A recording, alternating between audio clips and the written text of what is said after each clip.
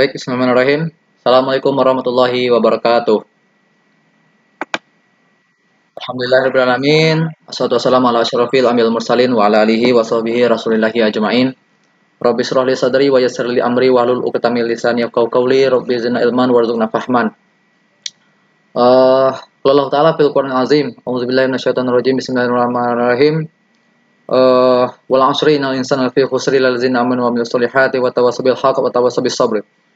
Demi masa sesungguhnya manusia itu berada dalam kerugian, kecuali orang-orang yang beriman, yang beramal soleh, serta yang saling menasihati dalam kebenaran dan kesabaran. Ayat ini seringkali kita bacakan, seringkali kita dengar, tapi barangkali aplikasinya perlu kita sungguh-sungguhkan lagi. Karena apa? Khawatir usia kita sekarang sudah ada yang mencapai 22 tahun, 23, 24 sampai ya intinya sudah menghabiskan waktu 20-an tahun. Namun sangat disayangkan kalau seandainya usia 20-an tahun itu selama ini ternyata kita menggunakannya secara sia-sia. Tidak ada karya besar yang telah kita ciptakan. Tidak ada hal besar yang bisa dijadikan kita dikenang oleh karya itu. Nah, maka oleh karena itu, mari kita introspeksi diri. Sudah hal apa yang besar yang kita lakukan selama hidup ini? Baik untuk diri sendiri, maupun untuk lingkungan kita atau keluarga kita. Lebih lagi kepada bangsa kita atau bagi agama kita. Selama ini barangkali kita hanya fokus untuk bagaimana berkontribusi untuk diri sendiri, untuk keluarga terdekat, untuk teman-teman, untuk adik kita, saudara kita.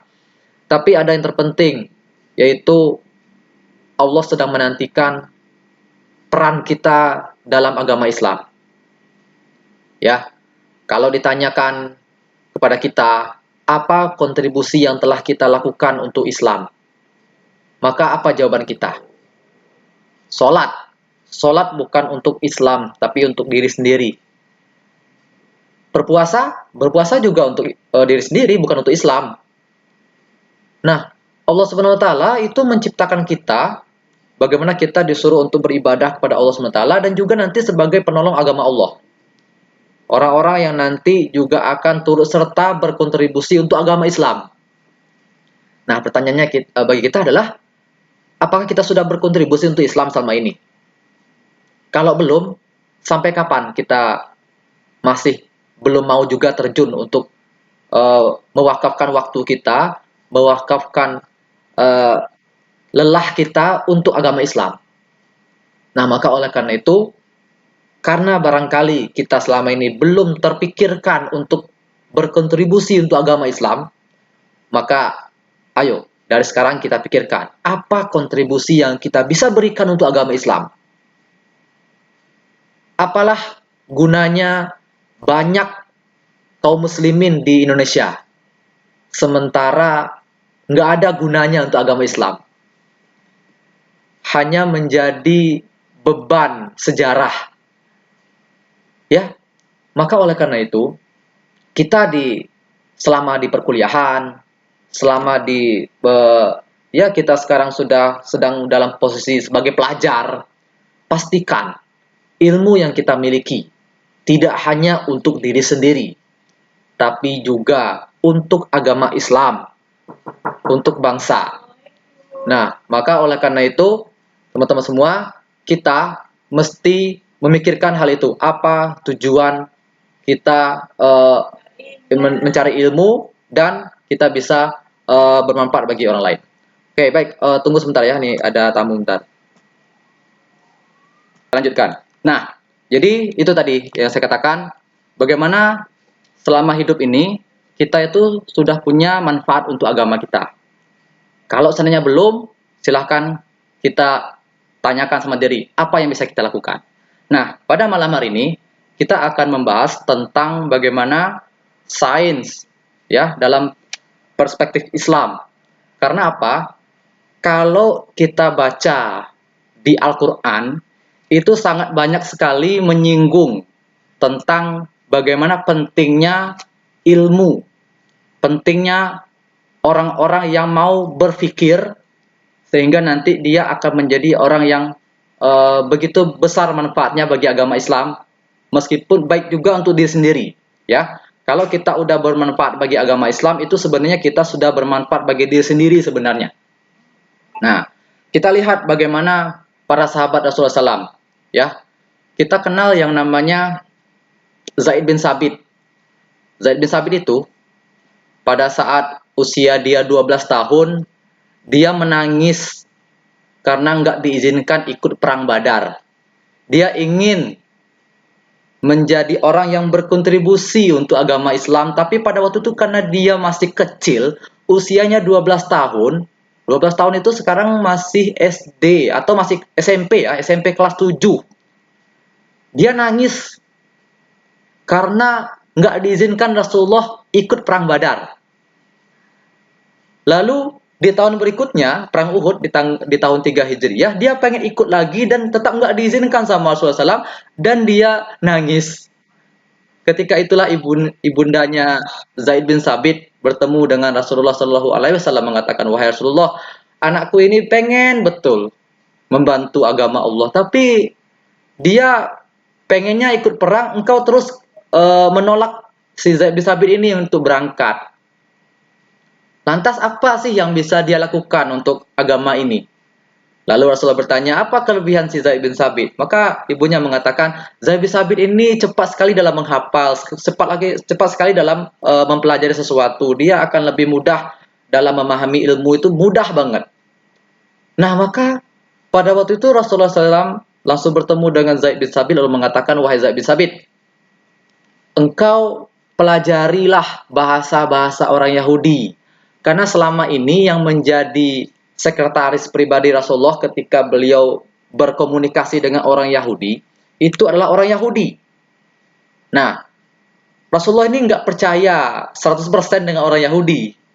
Dia pengennya tuh memang ada orang Islam yang khusus yang nantinya akan menjadi penerjemah orang Yahudi nanti berbicara. Nanti khawatirnya misalnya disuruh berinfak 10 juta tapi ditulisnya 100 juta gitu kan. 90 jutanya untuk dia, 10 jutanya dikasih sama orang Yahudi. Khawatirnya seperti itu, dibolak-balik.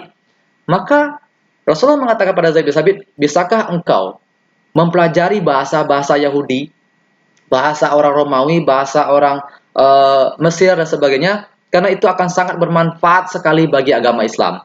Maka Zaid bin Sabit dengan tersenyum, dengan semangat yang mengatakan, siap wahai Rasulullah, aku akan melakukan itu. Dan itu usia dia masih 12-13 tahun, kurang dari 15 tahun.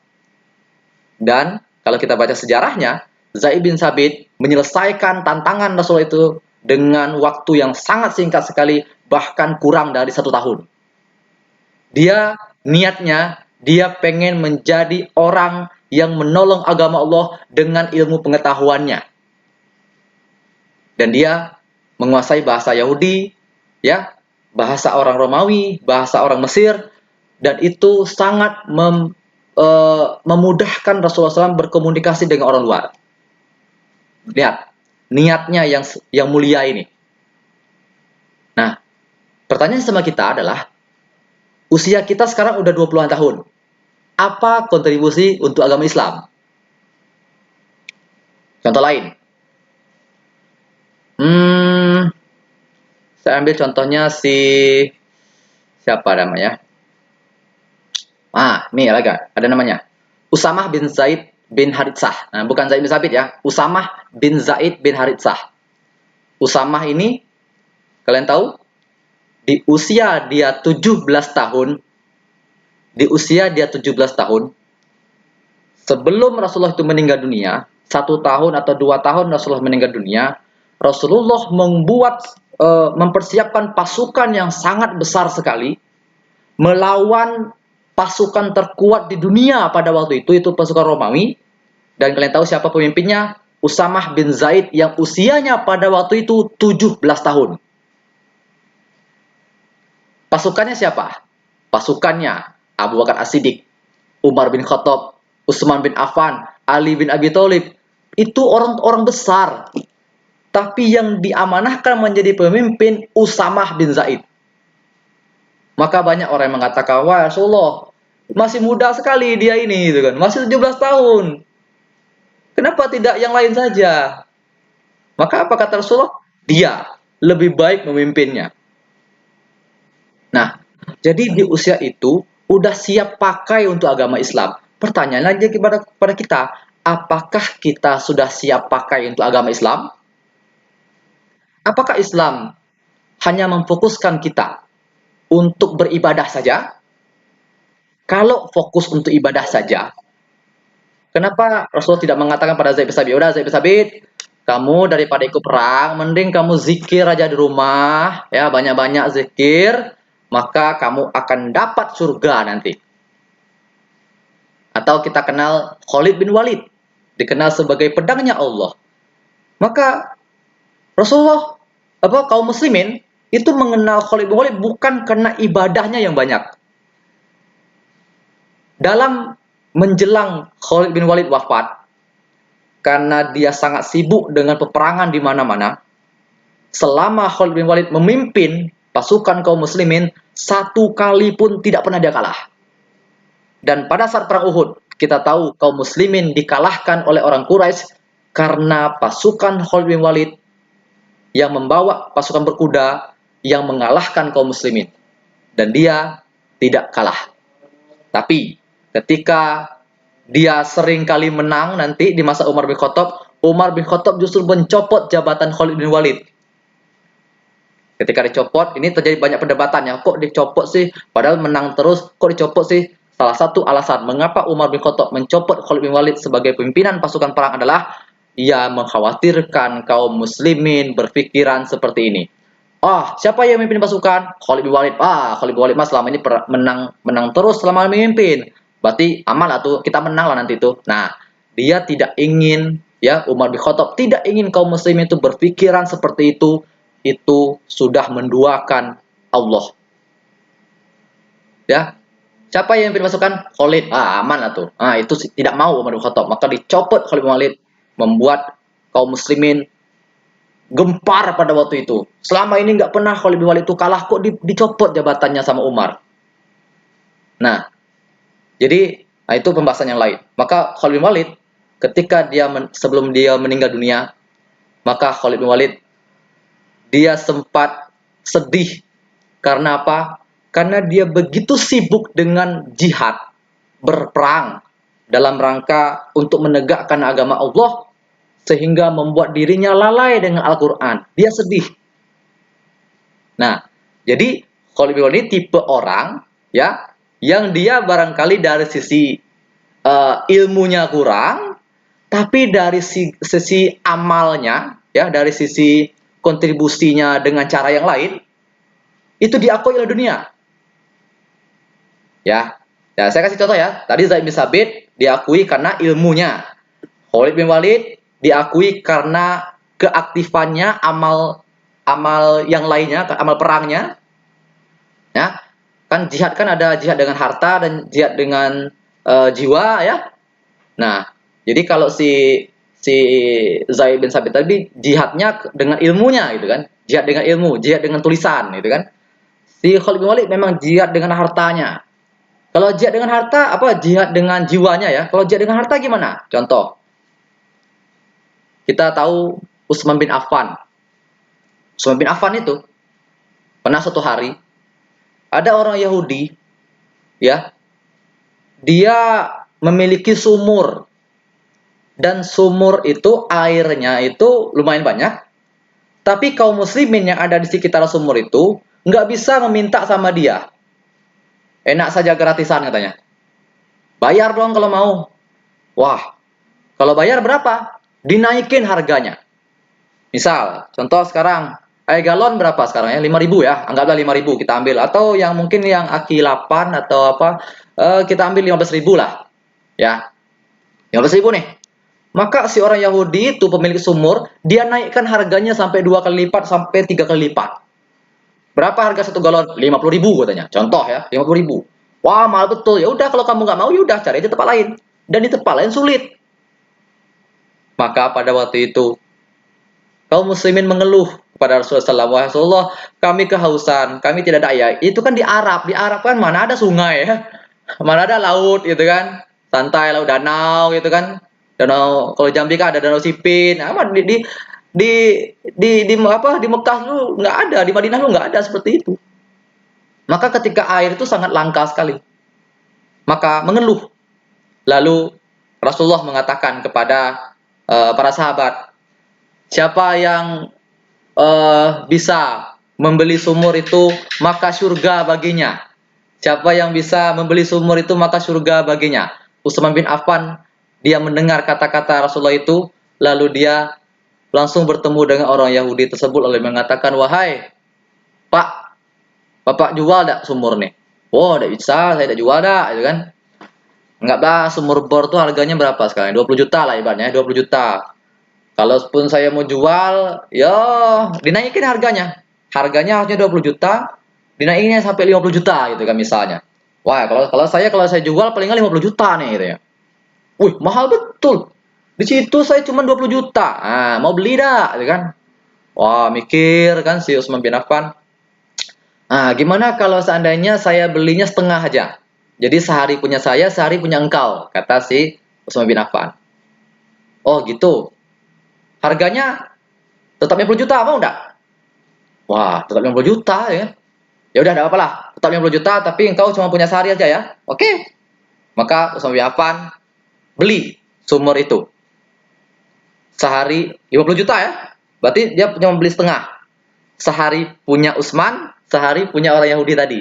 Keesokan harinya lagi punya Utsman lagi, keesokan laginya punya Yahudi lagi. Nah, yang unik adalah ketika Utsman bin Affan, nama sumurnya sumur rumah, sampai sekarang sumur itu masih ada. Sumur itu dimiliki oleh Utsman bin Affan pada satu hari. Misalnya hari ini hari apa nih? Hari Rabu ya. Berarti hari Rabu ini punya Utsman.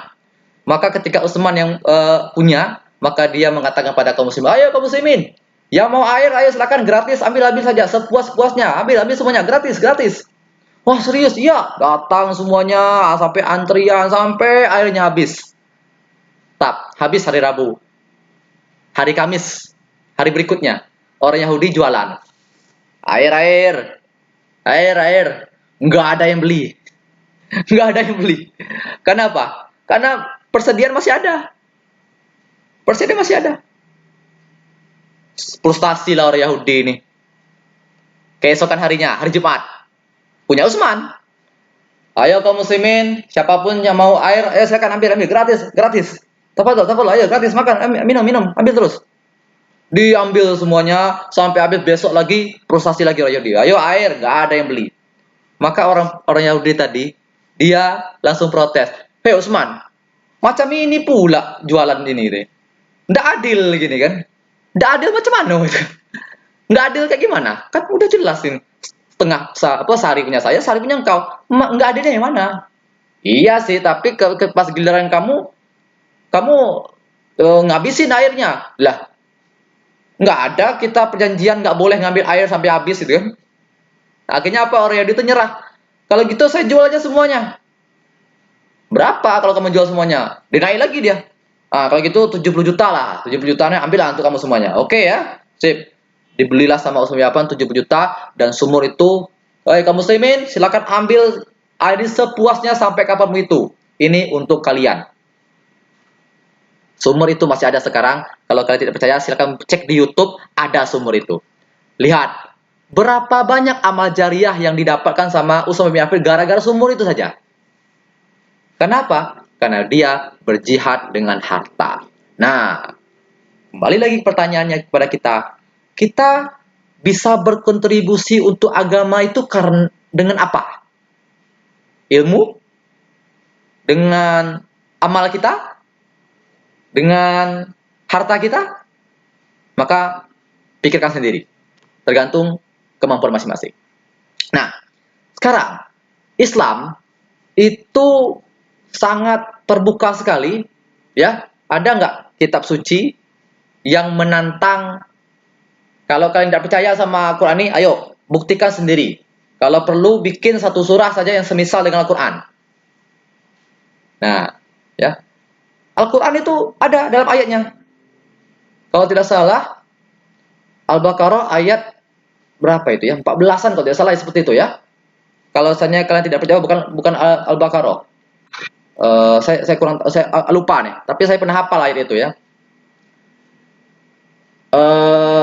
Wa iz qala fi Saya lupa ayatnya. Yang jelas seperti itu. Jadi kalau Allah mengatakan, kalau kalian nggak percaya sama Al-Quran, nah bikin satu surah aja semisal dengan dia. Nah, ini kan menantang sebuah pemikiran ya, menantang sebuah pemikiran. Nah, Islam itu pengennya kaum muslimin itu cerdas. Contoh yang lain, kenapa kaum muslimin itu dipengen cerdas? Kita tahu ayat pertama kali yang turun, firman Allah yang menciptakan alam semesta ini, kata pertama yang turun adalah bacalah. Kenapa enggak ibadahlah gitu kan? Pada waktu itu kan Rasulullah SAW sedang berada di Gua Hira kan, sedang beribadah kan? Kenapa tidak ayat Al-Quran itu yang pertama kali turun itu bahasanya adalah ibadahlah. Tapi kok lebih mengarah kepada sains ya? Bacalah. Membacakan adalah aktivitas para saintis.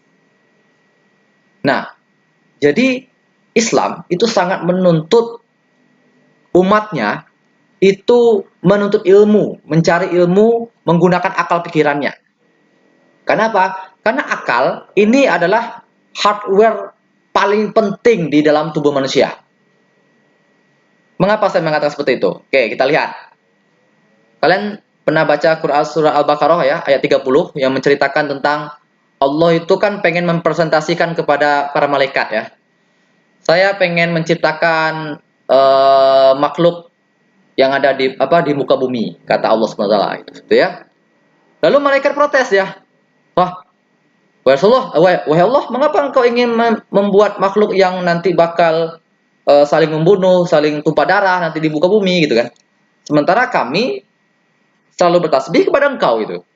Kenapa engkau ingin membuat makhluk yang tinggal di muka bumi itu yang nanti akan berpecah? Maka pada Allah mengatakan, aku lebih mengetahui apa yang tidak kamu ketahui. Nah, setelah itu apa kelanjutan ayatnya? Kita buka di Al-Baqarah ayat 31 nanti bagaimana Nabi Adam ya diciptakan, lalu Nabi Adam nanti di apa namanya? Diajarkan oleh Allah SWT benda-benda kan. Ini namanya pohon, ini namanya sungai, ini namanya daun, ini namanya tanah, ini dan seterusnya ditanya dikasih itu semuanya. Setelah itu Allah langsung ngetes. Adam, ini namanya apa? Pohon. Malaikat ekspresinya kaget. Hah? Kok bisa dia tahu gitu? Ini namanya apa? Ini namanya pohon. Wah, kok bisa tahu? Kenapa malaikat kaget? Karena malaikat gak punya akal. Manusia punya akal. Jadi kalau apa namanya? Ini membuktikan ya bahwasanya otak kita ini adalah hardware paling penting. Nah, dan kalau nggak digunakan, berarti udah nggak sesuai dengan fitrahnya. Nah, maka pada waktu itu sampailah nanti malaikat itu disuruh sujud kan sama Nabi Adam. Malaikat sujud sama Nabi Adam karena apa? Karena Nabi Adam punya akal. Nah, sekarang kita selama kuliah terkadang kita membawa otak itu, tapi kita tidak gunakan akal itu. Itu masalahnya. Ya, masalahnya seperti itu. Ilmu itu yang diajarkan sama dosen, yang ada di buku, itu sebenarnya kalau cuma disampaikan saja. Misalnya yang saya sampaikan ini, kalau kita menerimanya hanya selintas dengar saja, tidak dibarengin dengan menggunakan akal, itu hanya sebuah informasi yang ngalir saja itu, nggak ada informasi, nggak ada berbobot kok itu. Dalam Al-Quran kan jelaskan itu, ya. Telah banyak kisah-kisah yang telah diceritakan dalam Al-Quran, agar apa? Agar kamu berpikir. Itu kisah-kisah dalam Al-Quran itu banyak sekali. Apa tujuannya? Sebagai pelajaran bagi orang yang menggunakan akalnya. Ya, coba kalau kita baca. Nah, sekarang kita masuk ke sains dan Al-Qur'annya, sains dengan Islamnya. Kalau kita baca ya, contohnya di Quran surah Yunus ayat 5 misalnya kan. Nah, saya dulu waktu di MTS ya, kalau saya dulu pernah di sekolah di MTS. Nah, ini kan pernah juga dibahas ayat ini gitu kan. Misalnya tidak usah itu dulu, yang Quran surah Al-Muluk aja. Ini Quran surah Al-Muluk ini sudah sering kita dengar ya. Quran surah Al-Muluk ayat 3 sampai 4 ya. Saya bacakan artinya saja. Nanti bisa kalian cek di Al-Quran sendiri-sendiri. Yang telah menciptakan 7 langit berlapis-lapis. Engkau tidak melihat pada ciptaan Ar-Rahman sedikit pun kesinambungan. Maka ulangilah pandangan itu, adakah engkau melihat sedikit pun keretakan? Nah, di ayat ini ada sebuah kalimat yang unik yang barangkali kalau kita gunakan akal kita, ini akan jadi hal yang besar. Apa itu? Yang telah menciptakan 7 langit berlapis-lapis. Coba, apakah di zaman Rasulullah sudah ada teleskop? Belum ada. Apakah sudah ada hasil penelitian langit itu 7 lapis? Belum ada. Ya kan? Nah, tapi semakin ke sini kita diajarkan tentang misalnya lapisan ozon itu ada 7 gitu kan, yang litosfer, stratosfer gitu kan. Ini ada anak geografi di sini ya. Pasti dia tahu itu ya, ada 7 lapis gitu kan. Kemudian ada lagi langit sampai ke langit 1, langit 2, langit 3 sampai langit ke-7. Dan itu menurut para ilmuwan memang ada masa di mana setiap kalau kita naik ke atas maka nanti itu tekanannya jadi beda. Pokoknya ada yang berbeda di setiap langit itu. Maka itu menjadi pembatasnya. Nah, di zaman Rasulullah itu belum ada teleskop, belum ada yang bisa naik ke atas langit ya, untuk melakukan riset gitu. Belum ada. Pertanyaannya, kok bisa di ayat Al-Quran ada? Kok bisa di ayat Al-Quran ada? Tidak lain dan tidak bukan. Itu karena ayat Al-Quran itu yang menyampaikan, yang berasal dari yang menciptakannya gitu. Yang menciptakan alam semesta itu.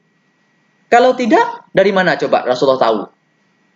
Lah Rasulullah aja, mungkin Rasulullah merasa bingung dengan ayat ini gitu kan. 7 langit yang Allah telah menciptakan 7 langit berlapis-lapis gitu. Ya, bayangan orang zaman dulu yang tidak pernah naik ke atas lagi kan cuma selapis doang ini di atas itu kan. Nah, jadi kalaulah ini baru satu ayat ya. Kalaulah ayat-ayat yang lain kaum muslimin menelitinya seperti ini. Hah? Allah bilang 7 langit berlapis-lapis. Oh, berarti langit ini ada 7. Ayo kita buktikan. Ayo kita teliti. Kita teliti. Nah, gitu. Contoh lagi. Misalnya pada ayat surah Yunus yang saya katakan tadi ya. Yunus ayat 5. Contoh ya, Yunus ayat 5. Dialah yang menjadikan matahari bersinar dan bulan bercahaya. Dan dialah yang menetapkan tempat-tempat orbitnya agar kamu mengetahui bilangan tahun dan perhitungan waktu. Allah tidak menciptakan demikian itu melainkan dengan benar dan seterusnya. Nah, di sini yang menarik adalah ketika ada beberapa potongan kata ya. Yang pertama, dialah yang menjadikan matahari bersinar dan bulan bercahaya. Kenapa tidak ayat ini mengatakan Allah lah yang telah menciptakan matahari dan bulan bersinar? Di sini ada anak fisika ya. Insyaallah ada anak fisika di sini. Kenapa disebut dialah menciptakan matahari bersinar lalu bulan bercahaya? Nah, Rasulullah dulu belum pernah tahu kondisi di atas langit itu. Tapi kok ayat Al-Qur'annya sudah ada jelaskan.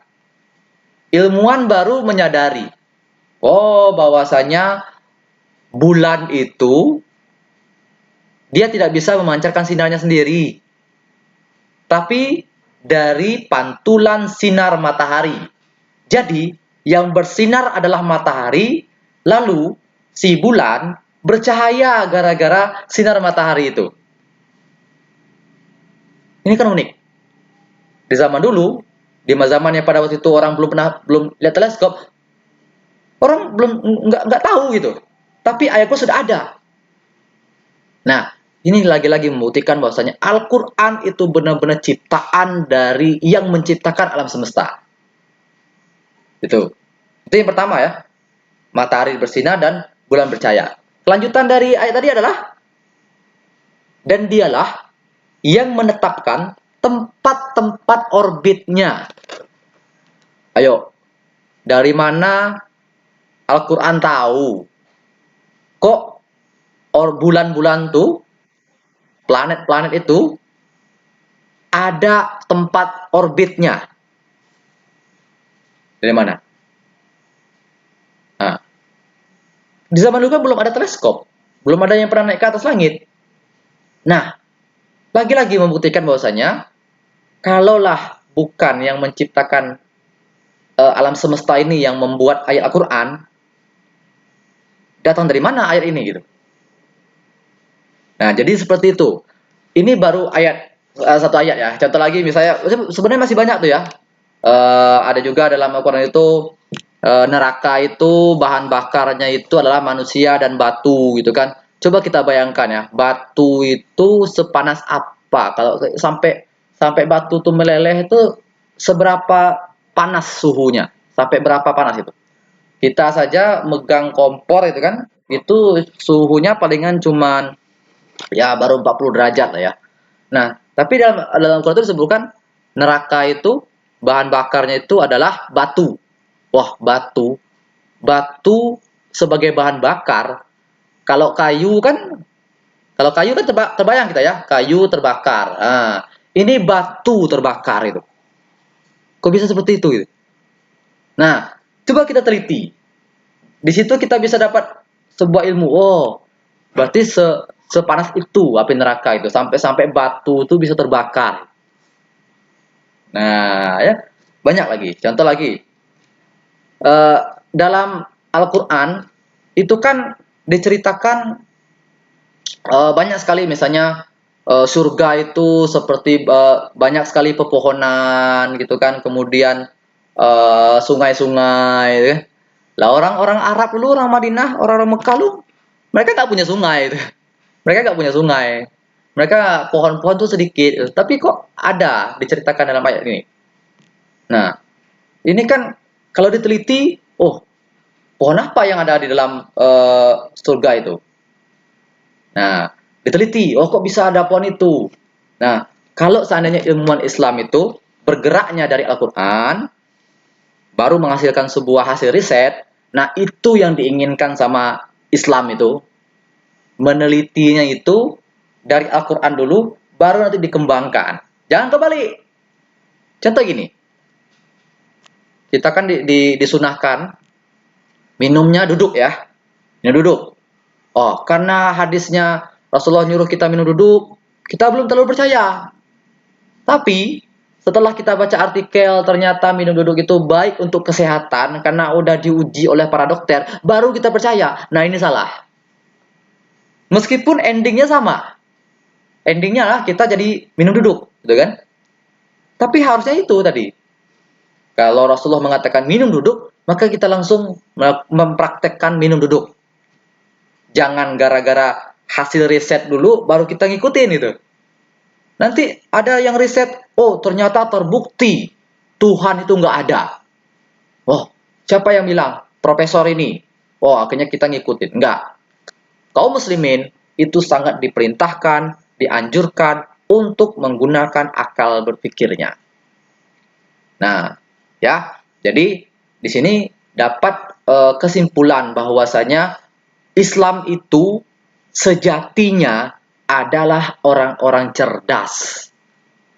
Masalahnya adalah kita tidak menggunakan kecerdasan itu dengan maksimal. Ya, kita tidak menggunakannya dengan maksimal. Tidak punya manfaat gitu. Sayang, kita udah sekolah dari TK, SD, SMP, SMA, lah kuliah pula. Lulus dari kuliah, nanya, habis kuliah ngapain? Nah, ini kan pertanyaan yang apa ya? Pertanyaan yang konyol ya. Habis kuliah baru nanya, habis kuliah ngapain lagi? Lah, emang selama ini ilmu yang banyak itu ngapain itu?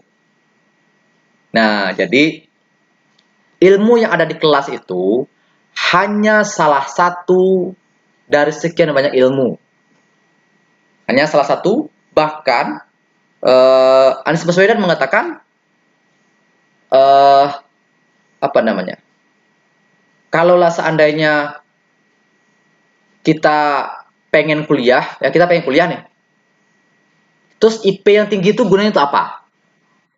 IP yang tinggi itu kegunaannya adalah pas kita mau S2 atau kita mau melamar kerja, kan ada syarat minimal tuh. Kami menerima lowongan pekerjaan. Berapa minimal IPK-nya? Minimal IPK 3. Udah, kalau IP kita sudah 3, udah selesai. Apa kita mesti frustasi? Wah, IP saya nggak bisa 4 ini, frustasi kita, terus nangis-nangis, lalu kita hilang semangat, akhirnya kita down, frustasi, gantung diri. Enggak seperti itu. Jadi, kalau kita kuliah, kita harus tahu nih, target kita apa? Habis S1 saya mau S2 misalnya kan. Saya mau S2, saya mau kuliah di luar negeri gitu kan. Kita lihat, kuliah di luar negeri, dapat beasiswa, minimal IP-nya berapa? Oh, 3,25. Ya sudah, cukup 3,25. Jangan sampai kita mati-matian untuk ngejar IP yang tinggi. Padahal itu baru satu dari sekian banyak ilmu. Kenapa tidak kita menguasai soft skill yang lain? Soft skill. Contoh, berbicara di depan umum. Berbicara di depan umum nih. Misalnya di sini kan ada yang anak FKIP ya. Di sini pasti ada anak FKIP. Yang anak FKIP nih. Misalnya guru biologi. Oh, ilmunya mantap, sangat mendalam sekali. Apapun ditanya dia tahu. Tapi karena skill public speakingnya kurang, membuat siswanya dengar aja bikin ngantuk. Percuma dong ilmu yang banyak tadi. Soft skillnya kurang. Yang baik seperti apa? Kita imbangin dua-duanya itu. Imbangin dua-duanya. Ya, kan kalau ilmuwan itu kan mengatakan pengetahuan itu kan ada IQ, ada EQ ya, ada SQ, spiritual kan. Nah, jadi jangan ke IQ saja. Fokus juga kepada EQ kita. Emosional kita, bagaimana kita bisa bersosial, bagaimana kita kalau seandainya kita diberikan amanah untuk memimpin sebuah organisasi, kita bisa mengelolanya. Kita tidak ketergantungan dengan orang, ya. Kita bersikap tahu bagaimana menempati diri. Jangan yang penting apapun yang saya ingin ucapkan saya ucapkan tanpa memperhatikan hati orang lain. Nah, itu kan EQ-nya. Ya. Nah, EQ, SQ juga penting. Spiritual kan? Nah, ya karena yang bisa mengantarkan kita ke surga itulah karena kita cerdas dari SQ-nya. Nah, jadi maka oleh karena itu kita kalau pengen suksesnya sempurna ya, jangan fokus ke satu bidang ilmu saja, tapi cari bidang ilmu yang lain. Nah, salah satu wadah ya, salah satu wadah untuk mengasah ilmu lain selain IQ adalah organisasi. Kenapa saya katakan seperti itu? Ya, oke, kalau IQ anggaplah kalian yang jurusan matematika, jurusan fisika, atau jurusan ekonomi, pertanian dan sebagainya, ya silakan kuasai itu sebanyak-banyaknya. Lalu kita barengi dengan soft skill lain. Bagaimana cara kita bisa mengedit video misalnya, desain grafis, itu soft skill lain. Nah, bagaimana nanti kita bisa bernegosiasi, public speaking, itu penting juga. Karena banyak mahasiswa yang mengabaikan itu.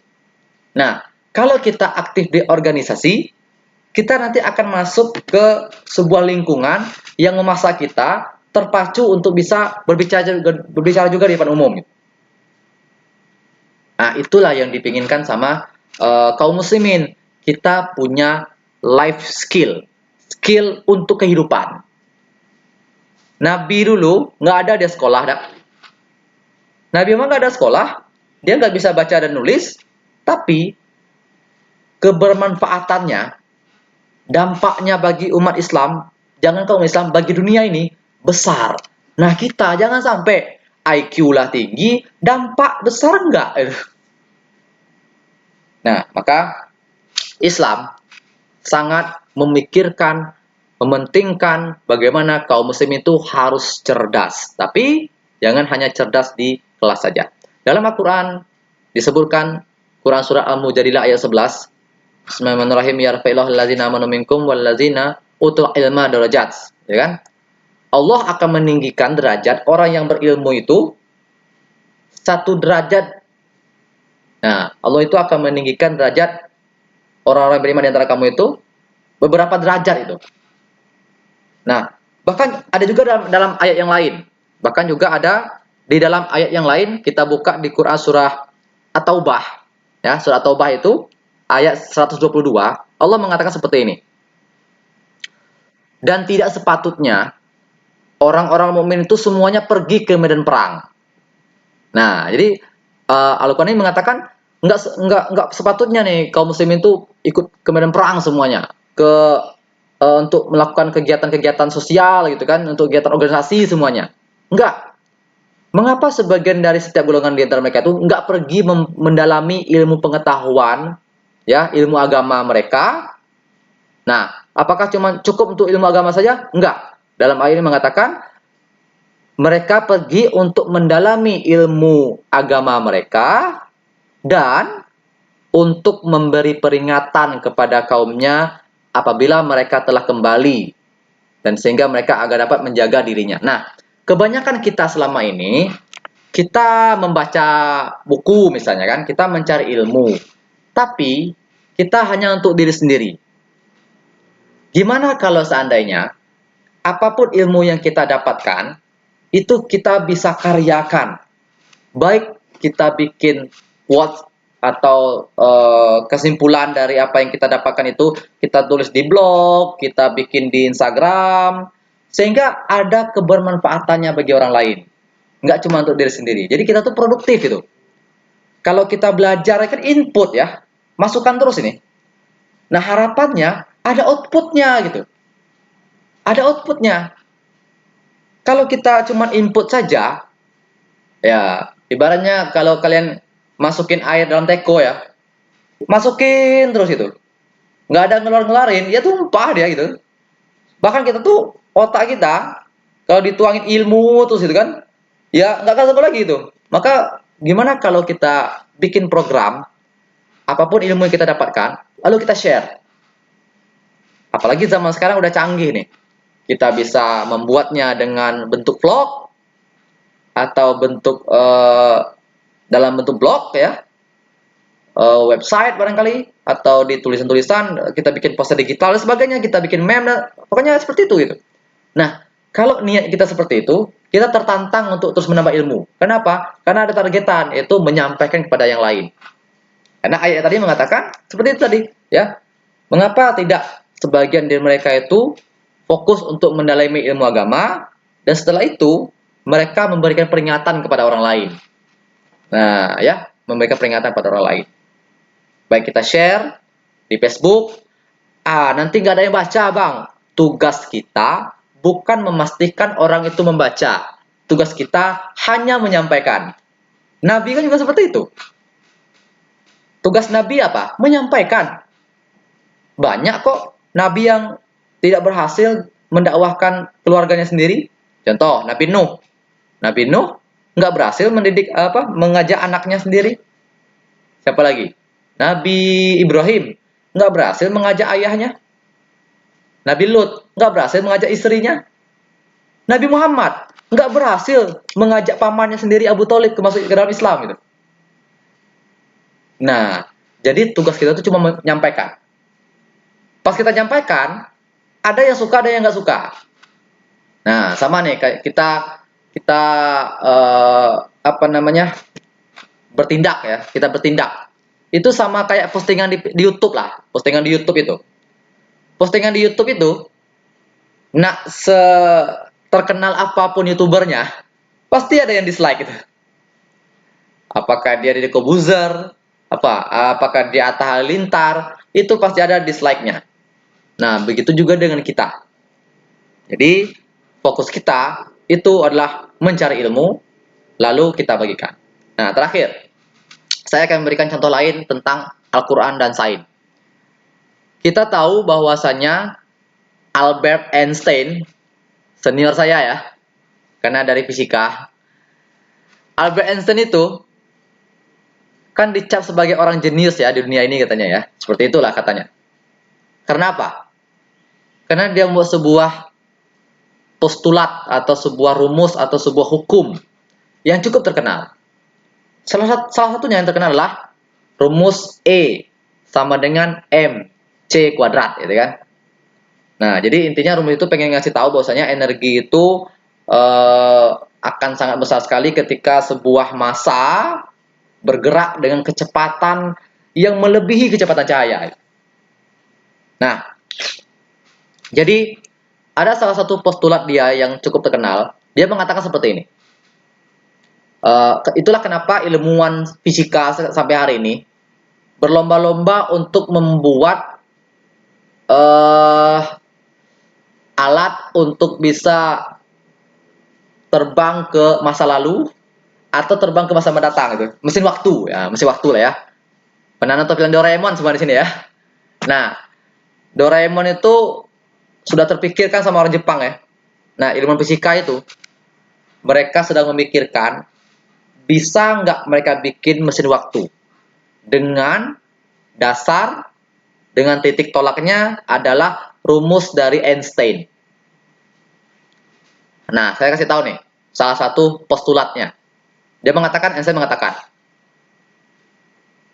ketika sebuah partikel atau benda bergerak mendekati kecepatan cahaya, maka lingkungan sekitarnya akan melambat. Itu kata Einstein nih. Dia dicap sebagai orang jenius karena ngomong ini. Ya, saya ulangi nih. Ketika ada sebuah benda bergerak hampir mendekati kecepatan cahaya, hampir ya. Kalau seandainya kecepatannya sebesar kecepatan cahaya, kalau kata Einstein, waktu itu kan berhenti gitu. Berhenti. Nah, sekarang mendekati kecepatan cahaya, maka lingkungan dia itu, detak jantungnya itu nanti akan melambat. Nah, ada di sini ada fisika ya. Kalau ada fisika nih seru juga nih. Di fisika itu ada nama mata kuliahnya fisika modern. Itu nanti kalian akan belajarnya itu di semester 4 atau 3. Fisika modern itu dia bilang seperti ini. Jadi ada paradoks ya. Paradoks kembar. Nama materi itu paradoks kembar. Jadi gini, ada satu orang namanya si A gitu kan. Si A ini kembar betul lah dengan kembar identik dengan si B, kembar. Berarti sama-sama anggaplah sekarang usianya sama-sama 20 tahun. Ya. Nah, lalu menurut si Einstein, menurut si orang-orang yang mempelajari fisika modern ini, ketika salah satu dari mereka ini kan usianya sama nih 10 tahun nih. Mereka berangkat ke luar angkasa dengan menggunakan pesawat yang kecepatannya melebihi kecepatannya hampir mendekati kecepatan cahaya selama beberapa tahun, selama 10 tahun menurut perhitungan orang di bumi, ya. Kan tadi kan sama-sama 20 tahun ya, berangkat ke atas langit selama 10 tahun, otomatis yang di bumi 10 tahun kemudian jadi usianya 30 tahun kan? Yang awalnya di 20 tahun jadi 30 tahun. Nah, pas orang yang satu ini turun ke bumi, ternyata usianya belum nyampe 30 tahun. Mungkin baru menghabiskan waktu 6 tahun. Sementara yang di bumi udah ngitung pakai jam, pakai tahun, pas dia udah hidup selama 10 tahun. Orang yang tadi di atas pesawat nengok jam, nengok tanggal, setiap dicontrengnya setiap hari pergantian hari, dia lihat hanya baru nyampe sekitar 6 tahun atau 5 tahun barangkali. Jadi, yang sekoknya muda, yang sekoknya tua. Padahal sebelum yang sekok ini terbang tadi, dia sama usianya. Nah, ini ada nih di paradoks kembar. Materinya itu. Nah, Jadi tentang yang namanya dilatasi waktu atau waktu bisa melambat. Einstein dapat penghargaan gara-gara ngomong ilmu seperti ini. Oh, dibilang paling cerdas, orang yang paling jenius. Oh, luar biasa Einstein ya. Tapi, sadar nggak kita? Kalau kita baca Al-Quran, kalau kita baca sejarah, Nabi Muhammad sudah mengalami hal itu pada saat Isra Mi'raj. Pada saat Isra Mi'raj, Rasulullah mengendari apa? Buruk. Buruk terbuat dari apa? Cahaya. Berarti Rasulullah sudah pernah mengalami perjalanan hampir mendekati cahaya, sehingga ketika Rasulullah itu berangkat dengan buruk lalu naik ke atas langit sampai langit ketujuh lalu turun lagi, orang-orang Arab, orang-orang Quraisy pada itu nggak percaya. Kenapa? Kok bisa cuma satu malam? Kok cuma bisa satu malam pergi ke atas langit ke Palestina cuma satu malam? Wah, gila kamu ini, gila kamu ini. Rasulullah mengatakan, enggak kok, saya benar tadi naik ke atas langit, saya tadi menggunakan kendaraan yang terbuat dari cahaya. Ah, kamu gila, kamu gila. Kok bisa waktu melambat? Dibilang gila. Einstein ngomong, kalau orang bergerak dengan mendekati kecepatan cahaya, nanti waktu akan melambat. Oh, cerdas, jenius, pintar. Nah, ini masalahnya. Ya kan? Nah, jadi lagi-lagi membuktikan bahwasanya Isra Mi'raj itu benar-benar terjadi. Dan ada yang bertanya, tapi dia cuma satu malam loh. Lah ini barusan si Einstein ngomong, waktu akan melambat ketika ada seseorang yang bergerak mendekati kecepatan cahaya. Nah, jadi yang baru tahu ilmunya malam ini, percayalah dengan Isra Mi'raj. Saya ketika belajar fisika modern ini langsung kaget saya. Oh, berarti Isra Mi'raj itu benar-benar seperti itu gitu. Jadi kalian pernah dengar ya ayat Al-Quran yang mengatakan satu hari di bumi, bukan, satu hari di akhirat itu sama dengan 1000 tahun di bumi, gitu kan? Nah, itu coba kalian yang yang tertantang nih, coba diteliti, kok bisa seperti itu? Nah, bisa seperti itu. Saya pernah ngitung loh, karena itu soal PTS fisika modern waktu itu ya. Ada malaikat yang bergerak dengan kecepatan cahaya. Nah, ya, kemudian dia mengatakan bahwasanya ketika di bumi dia sudah bergerak selama 1000 tahun, itu kan? Selama 1000 tahun nih. Lalu pertanyaannya,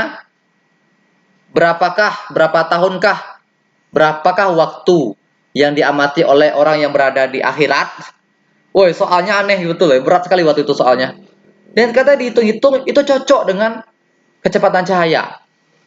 Cocok dengan rumah Einstein. Wah, luar biasa. Nah, ini adalah berbagai contoh-contoh tentang Al-Quran yang sudah sempat diteliti oleh orang-orang zaman dulu dan mereka takjub dengan hal itu.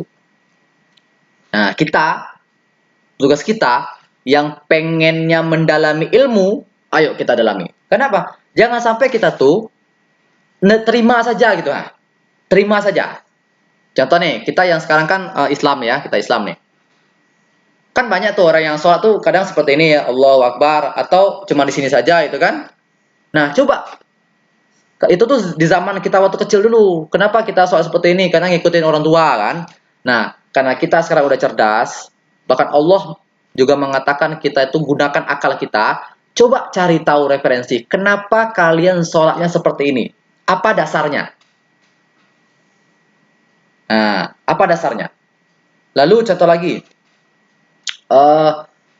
mengapa kita wuduknya seperti ini, gitu kan? Apa dasarnya? Jadi kita harus cari tahu itu. Nah, jadi jangan mengatakan, oh ilmu agama saya sudah banyak, saya nggak mau lagi ikut rohis, gitu kan? Enggak. Kenapa? Masih banyak yang kita belum tahu. Nah, makanya kita cari tahu sehingga nanti kita tahu dasarnya, alasan apa kita melakukan itu. Nah, contohnya kunut itu kan, ini kan paling sering nih diperdebatkan kan. Kunut itu wajib atau sunnah itu kan. Nah, coba cari tahu kenapa apa sejarah awalnya kunut itu muncul. Cari tahu. Karena Islam menyuruh kita tuh cari tahu. Nah, nih, kita kan paling sering ya dalam dalam buku sejarah kita waktu kecil dulu, ya, waktu kita kecil dulu, Islam itu masuk oleh, kan kebanyakan kita kan pedagang dari Gujarat ya, pedagang dari India itu. Dulu menurut ahli sejarah, mungkin ada orang sejarah di sini. Menurut ahli sejarah, orang India itu mazhabnya itu bukan mazhab Syafi'i, tapi mazhab Syiah.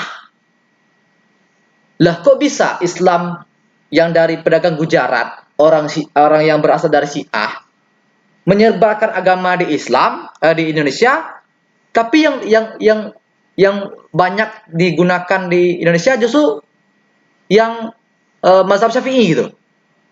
Loh, kok bisa itu? Berarti ada yang miss ini. Jangan-jangan bukan dari pedagang dari Gujarat ini. Nah, ini menantang kita untuk ayo cari tahu gitu. Cari tahu. Jangan ikut-ikut aja. Contoh lain. Indonesia ini agama yang paling banyak itu agama apa? Indonesia kan tentunya. Indonesia. Tapi kenapa buku sejarah Indonesia paling banyak menceritakan kerajaan Hindu, kerajaan Buddha? Ayo. Padahal Islam adalah agama mayoritas di Indonesia. Kenapa buku sejarah kita waktu kita SD dulu, waktu kita SMP, waktu kita SMA, kok kerajaan Hindu, kerajaan Buddha, kerajaan Islam jarang ceritakan gitu. Nah, nih ada buku yang unik, buku yang ditulis sama Prof.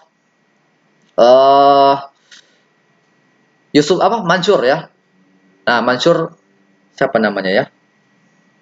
Pokoknya judul bukunya itulah Api Sejarah, ya. Nah, buku Api Sejarah, kalian bisa cek nanti. Jadi salah satunya dia mengatakan seperti ini. Orang-orang berusaha untuk menghapus sejarah, sengaja dihapus sejarah, melencengkan sejarah agar kita kehilangan jati diri. Ya. Betul. Ahmad Mansur Sudanegara, ya. Siner Fadilah, ya. Saya punya bukunya nih. Saya punya buku Api Sejarah 1 ya, yang sejarah 2 belum saya beli. Nah, jadi Prof. Ahmad Mansur Sudanegara ini mengatakan seperti itu.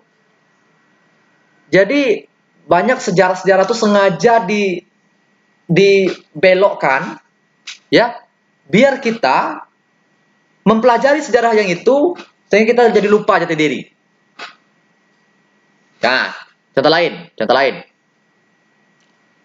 Kalau kita diucap kata Wali Songo ya, Wali Songo, yang kita ingat tuh apa coba?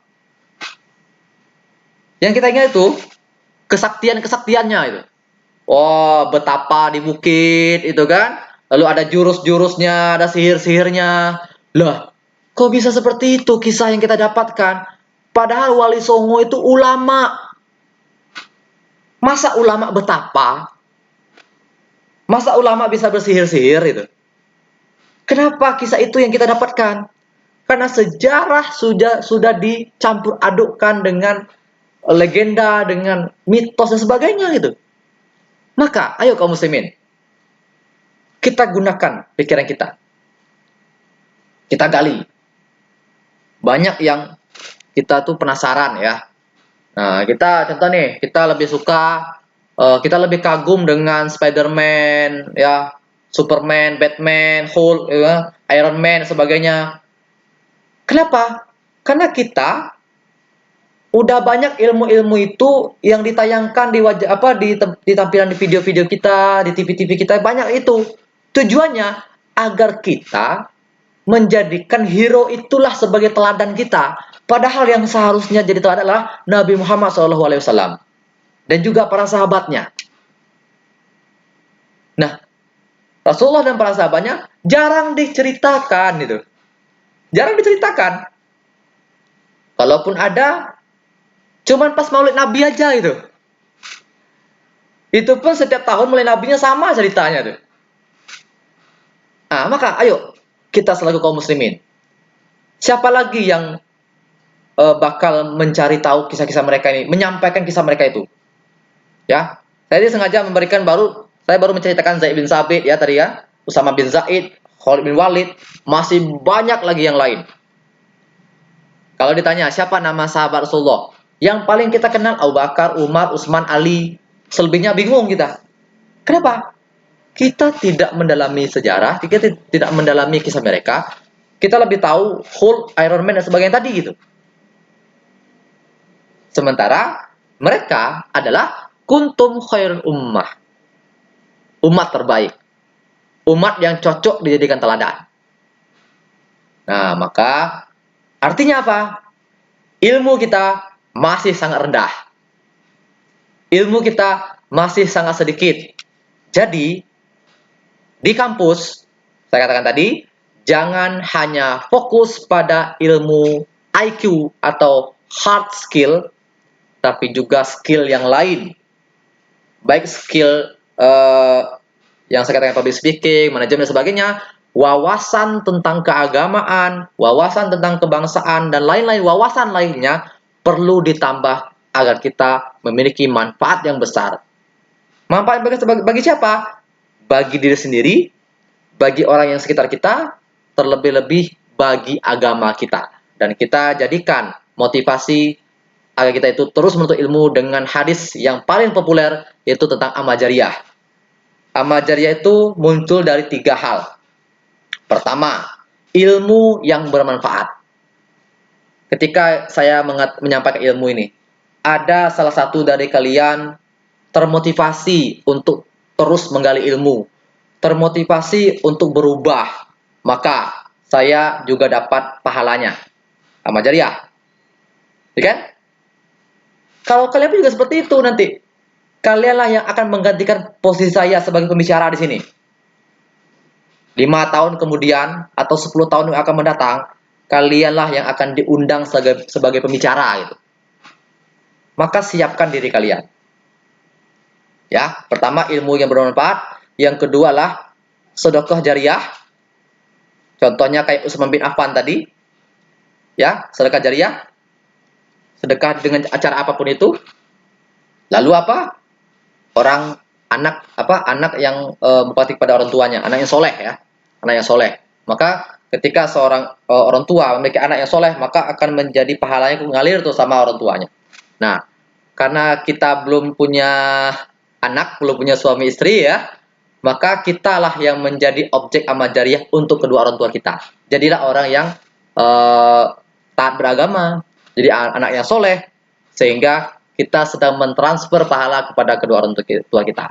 Maka di kampus kita harus menggunakan momentum perkuliahan, jangan hanya menghabiskan waktu. Banyak orang yang kuliah sampai 5 tahun, sampai 6 tahun, tapi setelah lulus nggak punya dampak yang besar. Nah, maka oleh karena itu, siapkan. Kenapa? Kesuksesan itu adalah pertemuan antara kesiapan dan kesempatan. Kesuksesan adalah pertemuan antara kesiapan dan kesempatan. Kalau kita udah siap tapi kesempatannya belum ada, kita belum bisa sukses.